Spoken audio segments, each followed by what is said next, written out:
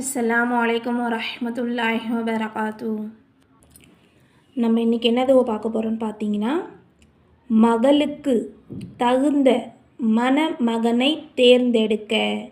அதாவது தன் மகளுக்கு கல்யாணம் பண்ணணுன்னா மருமகனை நம்ம தேர்ந்தெடுக்கிறதுக்கு நல்ல மருமகனாக தேர்ந்தெடுக்க இந்த துவாவை நம்ம ஓதணும்.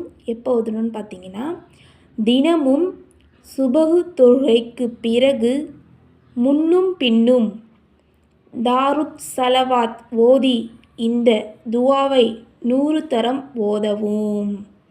இன்ஷா அல்லாஹ். என்ன துவான்னு பார்க்கலாங்களா? இன்னமா அம்ருஹு இதா அராத ஷையன் ஐ யகூல லஹு குன் ஃபயகூன். இன்னமா அம்ருஹு இதா அராத ஷையன் ஐ யகூல லஹு குன் ஃபயகூன். பொருள்: அவன் ஒரு பொருளை படைக்க நாடினால் அவனுடைய கட்டளை எல்லாம்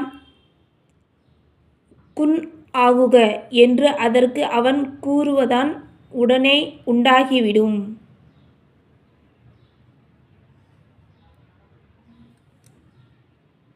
அஸ்ஸலாமு அலைக்கும் வரஹ்மத்துல்லாஹி வபரகாத்து.